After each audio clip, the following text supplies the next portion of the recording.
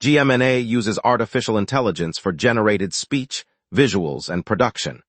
AI-generated content may contain errors. Please verify important information before making decisions or taking action.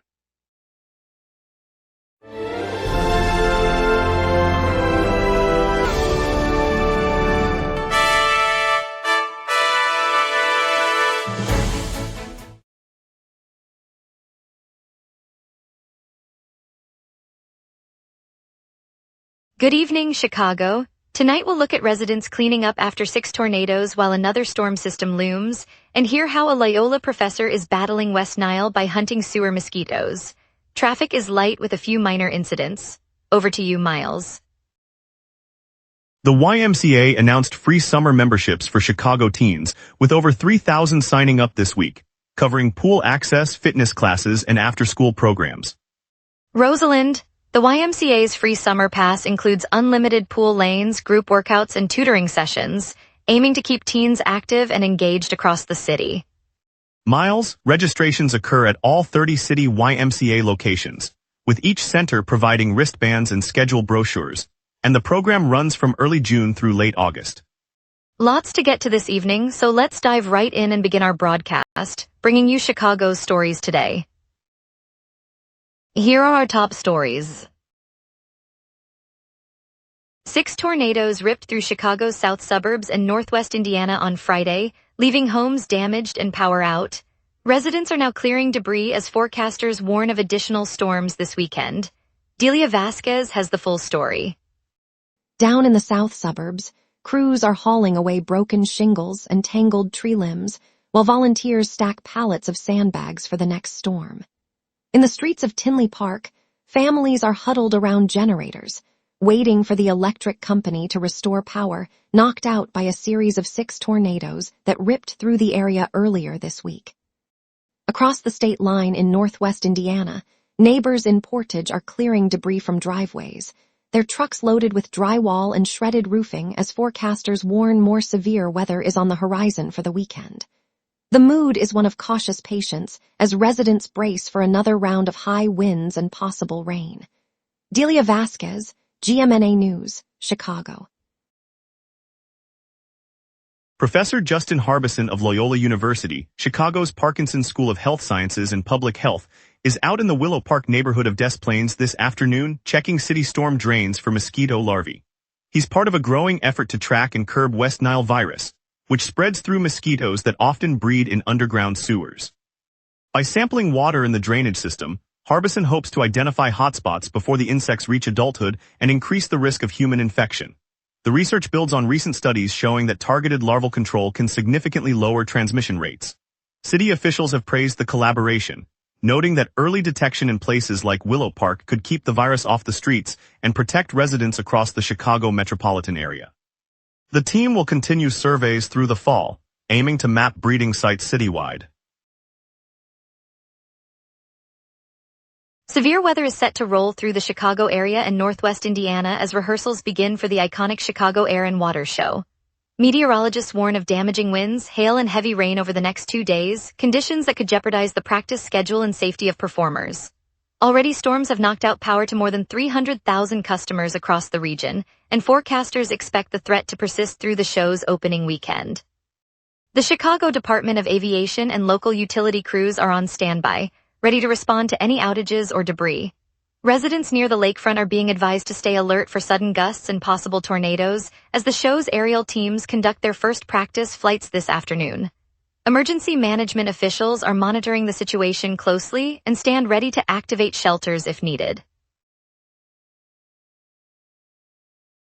Maywood man convicted of attempted murder after a police shootout stemming from the 2024 Family Dollar security guard killing on Chicago's west side. The verdict was delivered August 14, 2026. Grady Sokolowski has the full story.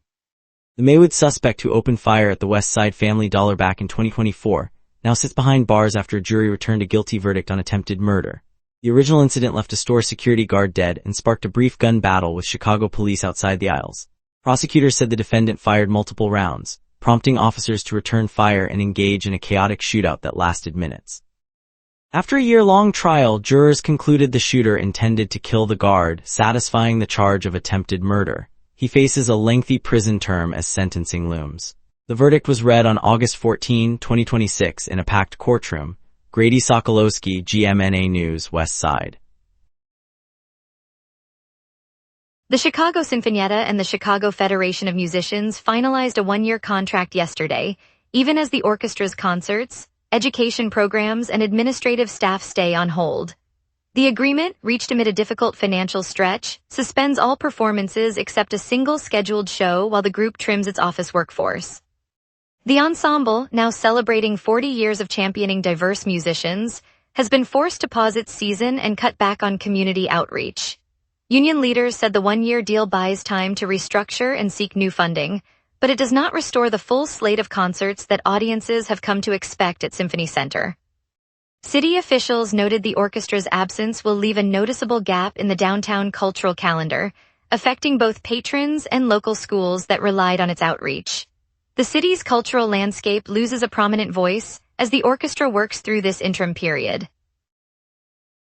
Later we'll hear how free YMCA summer memberships are drawing 3,000 teens, plus a look at tonight's storm outlook. We will be right back. Every day, important stories happen across the city before any news crew arrives. Sometimes the very first person at the story is you. When you witness something newsworthy, open the GMNA Citizen Reporter app and start your report. The app guides you through every step while your report is delivered directly to the GMNA newsroom. Every submission is reviewed by our editorial team, and approved reports may be featured on GMNA. Get the GMNA Citizen Reporter app today at my.gmna.ca. Your city, your news. Welcome back. Chicago School Board has placed 2 revenue referendums on the November ballot, aiming to secure new funding for the district. Voters will decide whether to adopt Illinois' statewide millionaire's tax and whether the city should impose a penalty on owners of vacant properties. Board members, split along partisan lines, voted Thursday to add both measures after months of debate over how to close a growing budget gap. The millionaire's tax proposal would target residents with incomes above $1 million, while the vacancy penalty would levy a fee on properties left empty for more than 90 days. Both initiatives are framed as a way to generate additional resources without cutting classroom programs. The board says the outcomes will guide future decisions on school financing across the city. City officials estimate the vacancy fee could generate several $1 million a year, while education advocates view both proposals as critical to maintaining programs. Golden Knights have called off Friday's rehearsal for the Chicago Air and Water Show as a low ceiling dropped below 2,000 feet and visibility worsened, prompting cancellation of the practice with the Thunderbirds. Imani Whitfield has the full story. Because a low cloud ceiling lingered under 2,000 feet and visibility dropped, the Navy's Golden Knights called off their scheduled Friday rehearsal for the Chicago Air and Water Show. The cancellation comes on August 14, 2026, just a day before the main event along the lakefront. Normally, the practice would see the parachute team join the U.S. Air Force Thunderbirds for a joint flyover, giving crews a chance to fine-tune timing and safety checks. Officials said the weather window closed early, leaving pilots to wait for clearer conditions on Saturday's show. The decision leaves the Thunderbirds to proceed with their own routine while the Golden Knights regroup for the weekend performance. Imani Whitfield, GMNA News, Chicago. Chicago YMCAs are rolling out free summer memberships that have already drawn 3,000 local teenagers to a range of organized activities. The program, championed by YMCA Director Haley Weathers, offers supervised recreation across the city, from beach volleyball courts on the lakefront to indoor basketball and arts workshops. By keeping teens engaged in structured settings, the initiative aims to curb large, unsupervised gatherings that can strain public safety. Participants can sign up at any neighborhood YMCA and enjoy full-day access to facilities, classes, and mentorship throughout the summer months.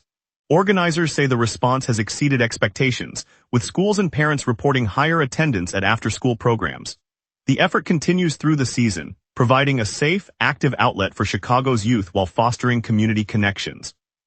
Local businesses have also contributed equipment and volunteer coaches, further enriching the experience for participants. Answers released today clarified who controls the beloved Harold's Chicken franchise and what the three-digit codes displayed on its storefront signify. The chain's founder's family confirmed that the brand remains privately held, with the numbers serving as internal location identifiers rather than indicators of franchise fees. Officials also addressed a growing dispute involving several storefronts that are operating without proper authorization, noting that the city's Department of Business Affairs has issued cease and desist letters to the unlicensed sites. City attorneys warned that continued operation could lead to fines or forced closures. The clarification comes as community members expressed concern over the proliferation of unapproved outlets across the South Side and West Side. Harold's spokesperson said the company is working with authorities to resolve the issue and ensure all restaurants meet the brand's standards. Chicago South Shore Drill Team, a 46-year-old youth program, faces a funding crisis after a key grant was withdrawn and its founder's extended illness left expenses uncovered. Grady Sokolowski has the full story. The South Shore Drill Team, a 46-year-old youth program that performs regularly in the neighborhood, is now scrambling for cash after a key grant was pulled and its founder has been out sick for months. Without that funding, the group can't pay for uniforms, music sheets, and travel costs for upcoming shows. Organizers say the loss of the grant leaves a shortfall that exceeds the modest donations they normally collect. The founder's prolonged illness has also halted many of the administrative tasks that keep the budget balanced. Teachers and parents are looking for emergency support to keep rehearsals going and avoid a shutdown this season. Grady Sokolowski, GMNA News, South Shore. Now let's turn to our meteorologist for tonight's forecast as the storms roll in. A strengthening high behind the jet stream is sealing in moisture, keeping tonight's skies uniformly overcast. On this date, the all-time high reached 86 degrees Fahrenheit in 2024, a late summer surge that rode a deep ridge of warm air. The record low of 54 degrees Fahrenheit fell in 2014, when a polar blast slipped south behind a stalled front. Normal highs for mid-August hover around 76 degrees, with lows near 63. Those averages underscore how today's mild 75 degrees sits comfortably between the historic extremes, reflecting a fairly typical summer pattern for Chicago. The live radar screen is blank, showing no precipitation across the metro area. A high-pressure dome is capping the region, and the westward jet at 38 miles per hour is steering any lingering moisture aloft. With the air mass stable and the lake breeze suppressed, rain has no foothold. I'll now turn to tonight's outlook. At 6 p.m., the city sits under an overcast ceiling, temperature 75 degrees, humidity 90%, dew point 72 degrees. A high-pressure ridge is building, pressure rising, which will keep the air calm through the night. The jet stream overhead, moving west at 38 miles per hour, reinforces the stable layer and prevents any convective development. Winds are light, 6 miles per hour from the northeast, so feel will remain gentle. UV index 6 reflects the lingering daylight before sunset at 7:52. No weather alerts are active. With the sky remaining thick, temperatures will dip slowly to 70 degrees by sunrise, then climb to a modest high of 77 degrees later this evening as the cloud cover thins slightly. Saturday will be overcast with a 50% chance of rain, high 79 degrees and low 72 degrees.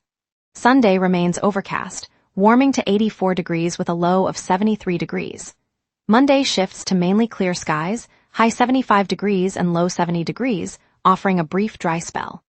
Tuesday returns to overcast conditions, high 82 degrees and low 68 degrees, bringing another humid stretch.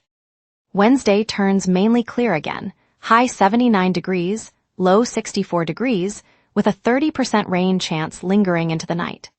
The pattern swings between modest rain chances and clear intervals, with temperature swings of 10 to 15 degrees across the period. And that's your weather. Remember, the local sunset is also available as a podcast.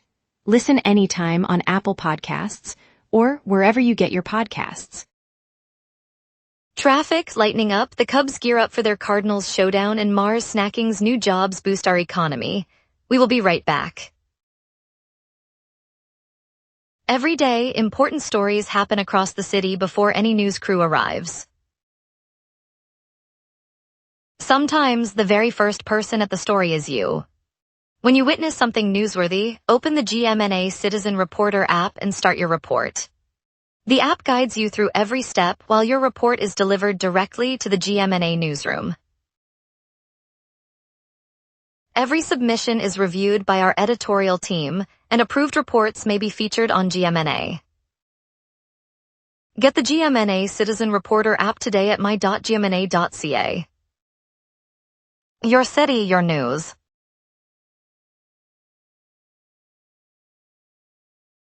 Major semi-crash on O'Brien-Edens Expressway near the I-94 interchange is snarling traffic from the loop to the north suburbs.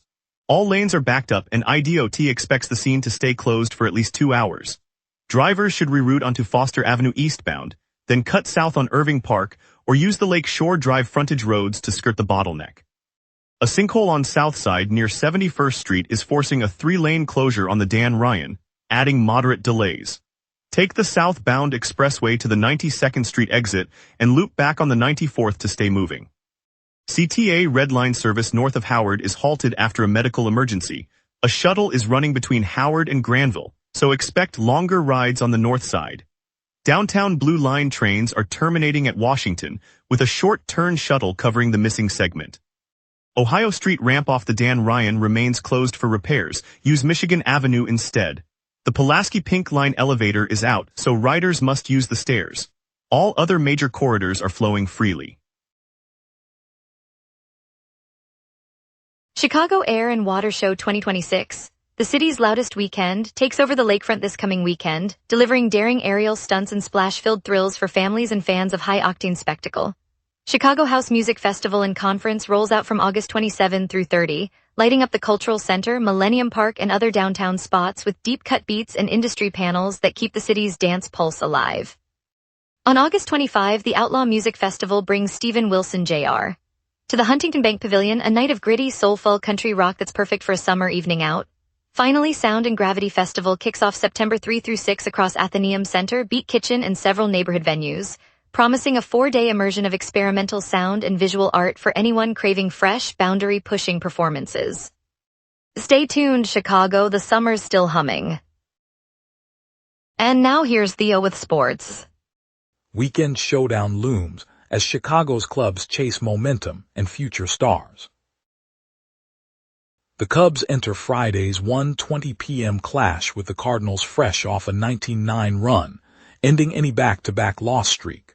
But they've struggled in first games of homestands, going 4-6, while their 1912-day game record at Wrigley offers a slight edge.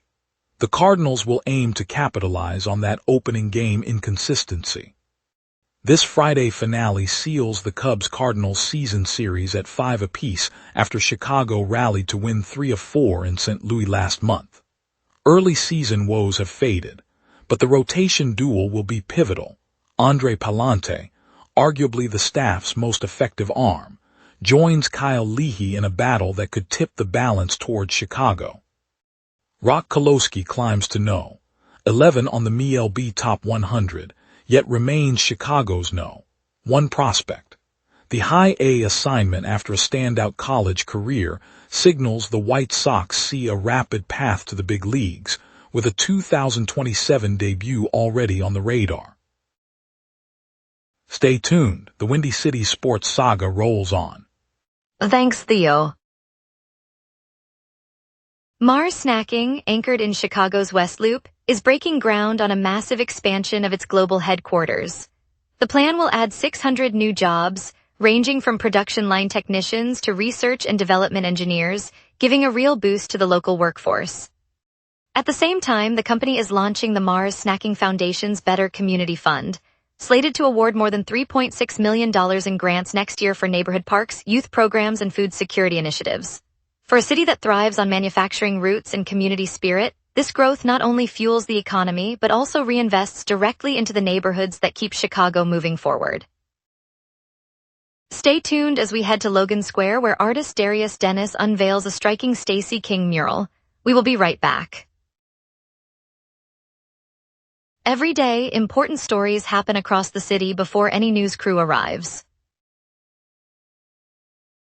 Sometimes the very first person at the story is you. When you witness something newsworthy, open the GMNA Citizen Reporter app and start your report. The app guides you through every step while your report is delivered directly to the GMNA newsroom. Every submission is reviewed by our editorial team, and approved reports may be featured on GMNA. Get the GMNA Citizen Reporter app today at my.gmna.ca. Your city, your news. Welcome back. The Cook County Juvenile Temporary Detention Center partnered with Chicago Run to host a 3-kilometer race and activities for detained boys, aiming to provide fun, teamwork, and reflection. Imani Whitfield has the full story. Inside the Cook County Juvenile Temporary Detention Center, staff and volunteers from Chicago Run gathered on Friday afternoon to launch a 3-kilometer race for the boys housed there. The event kicked off with a brief safety talk, then the youths lined up at the starting line, helmets and shoes provided by the nonprofit. As the runners paced themselves around the facility's track and a short loop of the surrounding yard, coaches encouraged teamwork and offered moments for personal reflection.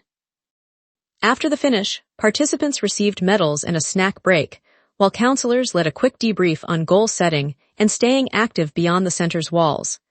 The partnership aims to give detained youth a chance for fun, cooperation, and a brief escape from routine. Imani Whitfield, GMNA News, Chicago. Artist Darius Dennis unveiled a mural in Logan Square honoring former Bulls champion Stacey King, highlighting his role in the 1990s championship era and Dennis's longtime fandom. Roman Zabel has the full story. The new mural stretches across the brick wall of a storefront on Milwaukee Avenue, its bold colors spelling out King's name alongside a portrait of the former center in a Bulls jersey. Artist Darius Dennis, a lifelong Bulls fan, painted the piece as a personal tribute, recalling the championship era of the 1990s when King helped the team secure 3 titles. Dennis, who still keeps King's autographed rookie card from the 1989 draft, said the project lets him honor a player whose commentary he heard on television for years. The work now adds a fresh splash of basketball history to Logan Square, inviting passersby to pause and remember a key figure from Chicago's storied sports past. Roman Zabel, GMNA News, Logan Square. Thank you, Chicago, for joining us on the local sunset. Today's look at the community's rapid cleanup after 6 tornadoes reminded us how resilient our neighborhoods are. I'm Rosalind Carney, and we'll be back tomorrow with more stories that matter to you. Stay safe and see you then.